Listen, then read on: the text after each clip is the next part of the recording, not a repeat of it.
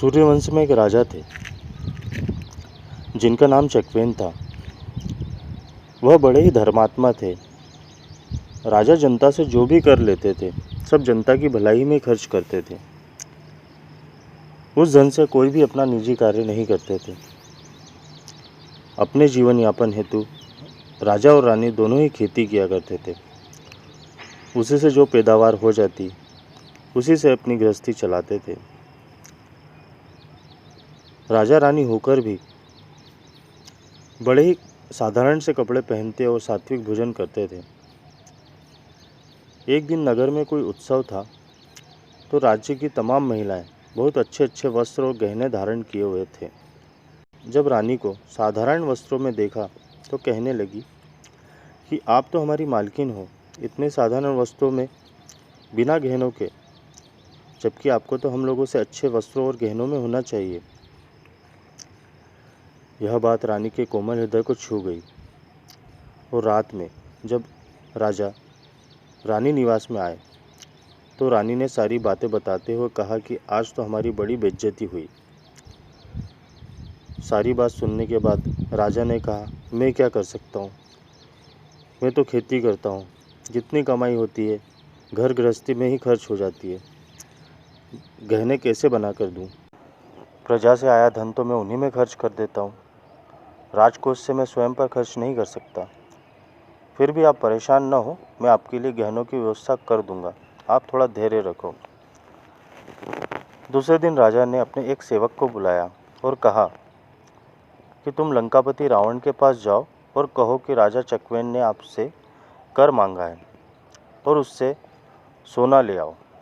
वह व्यक्ति रावण के दरबार में गया और अपना मत रखा। इस पर राजा हंसते हुए बोला, मेरे घर पर देवता पानी भरने आते हैं और मैं कर दूंगा। उस व्यक्ति ने कहा, कर तो आपको देना ही होगा, अगर स्वयं दे दो तो ठीक है।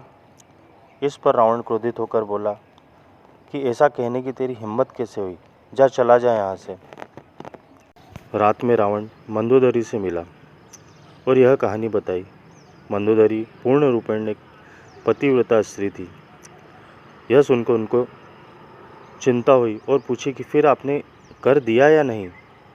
तो रावण ने कहा, तुम पागल हो, मैं रावण हूँ, क्या तुम मेरी महिमा को नहीं जानती हो।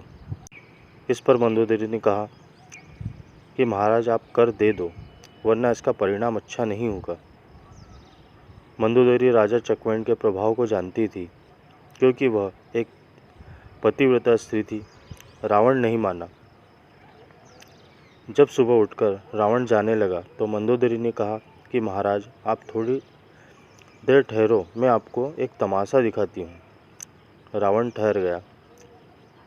मंदोदरी प्रतिदिन छत पर कबूतरों को दाना डालती थी। उस दिन भी दाना डाला और जब कबूतर दाना चुगने लगे तो बोली, अगर तुम सब एक भी दाना चुगे तो तुम्हें महाराज धीराज रावण की दुहाई है, कसम है।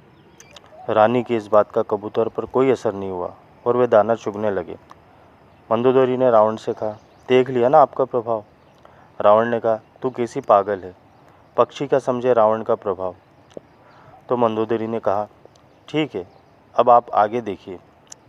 फिर उसने कबूतरों से कहा, अब एक भी दाना चुगा तो राजा चकवेन की दुहाई है। सारे कबूतरों ने तुरंत दाना चुगना बंद कर दिया।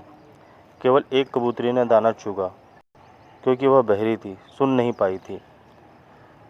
रावण ने कहा, यह तेरा कोई जादू है, मैं नहीं मानता इसे।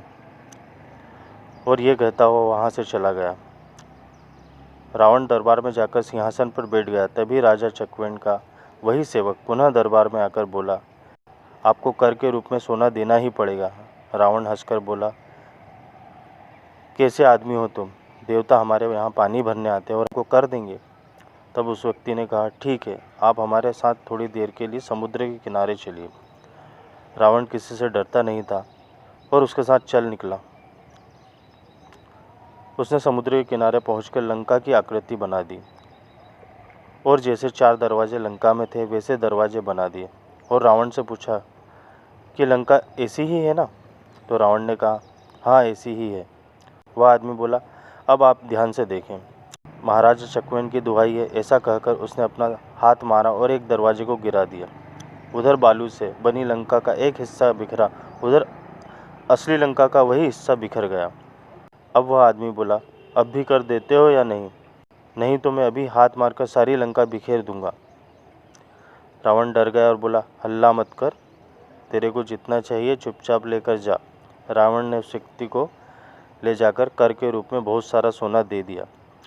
रावण से कर लेकर वह आदमी राजा चकवेन के पास पहुंचा और उनके सामने सारा सोना रख दिया। चकवेन ने वह सोना रानी के सामने रख दिया। कहा कि जितना गहना बनाना है बनवा लो। रानी ने पूछा, इतना सोना कहाँ से लाए हो? राजा चकवेन ने कहा, यह रावण के यहाँ से कर के रूप में मिला है। रानी को बड़ा ही आश्चर्य हुआ। रानी ने कर लाने वाले आदमी को बुलाया और पूछा, कर कैसे लाए हो? तो उस व्यक्ति ने सारी कथा सुना दी। कथा सुनकर रानी चकरा गई और बोली कि मेरा असली गहना तो मेरे पतिदेव हैं, दूसरा गहना मुझे नहीं चाहिए। गहनों की शोभा पति के कारण ही है, जिनका इतना प्रभाव है कि रावण भी भयभीत होता है। उनसे बढ़कर गहना मेरे लिए और क्या होगा? रानी ने उस आदमी से कहा, जाओ यह सोना रावण को लौटा दो।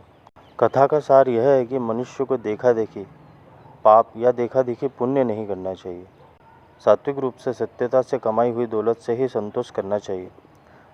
दूसरे को देखकर मन को बढ़ावा या पश्चाताप नहीं करना चाहिए। धर्म में बहुत शक्ति है और आज भी है। करके देखिए, निश्चित ही शांति मिलेगी। आवश्यकताओं को कम कर दीजिए और आवश्यक है उतना ही खर्च करिए, शेष परोपकार में लगाइए। यह वीडियो आपको कैसा लगा हमें कमेंट्स बॉक्स में ज़रूर बताएं। आने वाले वीडियो देखने के लिए हमारा चैनल ज़रूर सब्सक्राइब करें, जो कि बिल्कुल फ्री है।